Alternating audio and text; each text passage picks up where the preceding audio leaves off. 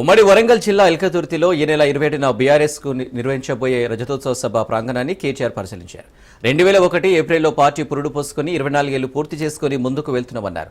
హైదరాబాద్లో యూనివర్సిటీ విద్యార్థుల టీఆర్ఎస్ వ్యవస్థాపక అధ్యక్షులు కేసీఆర్ గారి నాయకత్వంలో తెలంగాణ రాష్ట్ర ఏర్పాటు కోసం ఆనాడు 24 సంవత్సరాల కిందట ఒక ఉద్యమ సంస్థగా ఏర్పడి ప్రతి సమస్య మీద పోరాడుతూ ప్రజాస్వామ్య పద్ధతుల్లోనే తెలంగాణ సాధించాలి అనే ఒక నినాదంతో 2001 ఏప్రిల్ 27 నాడు పురుడు పోసుకున్న సంస్థ టీఆర్ఎస్. ఉమ్మడి ఆంధ్రప్రదేశ్ లో స్వాతంత్రం వచ్చిన తర్వాత భారతదేశానికి ఎన్నో రాజకీయ సంస్థలు, ఎన్నో ఉద్యమ సంస్థలు పుట్టినాయి, అదే స్థాయిలో మాయమైపోయినాయి. ఒక అధికార పార్టీగా, ఉద్యమ పార్టీగా, ప్రతిపక్ష పార్టీగా ఇన్ని పాత్రల్లో 24 ఏళ్లు పూర్తి చేసుకొని 25వ సంవత్సరంలో అడుగు పెడుతున్న విశిష్టత టీఆర్ఎస్ పార్టీకి ఉన్నది. తెలుగు రాష్ట్రాలు రెండు చూస్తే 2 పార్టీలు మాత్రమే విజయవంతంగా 2.5 దశాబ్దాలు గడిపిన పార్టీలు 2 మాత్రమే, స్వాతంత్రానంతరం పుట్టిన పార్టీలు. అందులో మొదటిది ఎన్టీ రామారావు గారు స్థాపించిన తెలుగుదేశం పార్టీ అయితే, రెండవది కేసీఆర్ గారి నాయకత్వంలో తెలంగాణ రాష్ట్ర సాధనే లక్ష్యంగా టీఆర్ఎస్ పార్టీ. 14 ఏళ్లు ఉద్యమం, ఆ తర్వాత దాదాపు 10 ఏళ్లు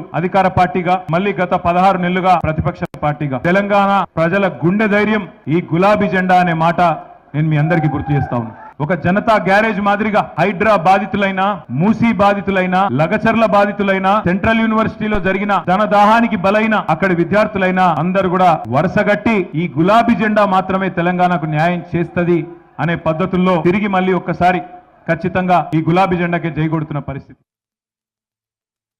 పార్టీ ఆవిర్భావ దినోత్సవం, అందులో 25వ సంవత్సరం రజతోత్సవం కాబట్టి బ్రహ్మాండమైన ఏర్పాట్లు. అంటే అన్ని రకాలుగా వచ్చిన వాళ్ళకి పార్కింగ్ నుంచి సభ చేరుకోవడానికి ఈజీగా వచ్చిపోయేదానికి ఎక్కువ దూరం నడిచే అవసరం లేకుండా, వచ్చిన తర్వాత నీళ్లు గాని, మజ్జిగ గాని, ఏమైనా ఇతరత్రా చిన్న అసౌకర్యం ఉంటే దానికి సంబంధించిన ఏర్పాట్లు గాని అన్ని కూడా ఆలోచించి, ఇక్కడ కాంగ్రెస్ గవర్నమెంట్ కాబట్టి మాకు వీళ్ళ కరెంటు మీద కూడా నమ్మకం లేదు, అందుకే దాదాపు 200 జనరేటర్లు కూడా ప్రత్యేకంగా ఏర్పాటు చేసుకున్నాం. వీళ్ళని నమ్ముకుంటే ఖచ్చితంగా వీళ్ళు ఏదో రకంగా మోసం చేస్తారని తెలుసు కాబట్టి టీఆర్ఎస్ చరిత్రలో, ప్రస్తుత బీఆర్ఎస్ చరిత్రలో ఇది ఒక అతి పెద్ద బహిరంగ సభ కాబోతా ఉన్నది.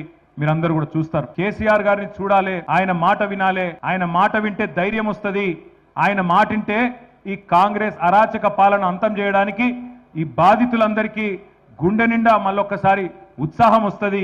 కాబట్టి మేమొస్తామని చెప్పి ఎక్కడి వాళ్ళక్కడ ప్రతి నియోజకవర్గానికి సంబంధించి కూడా మరి ఒత్తిడి ఉన్నది.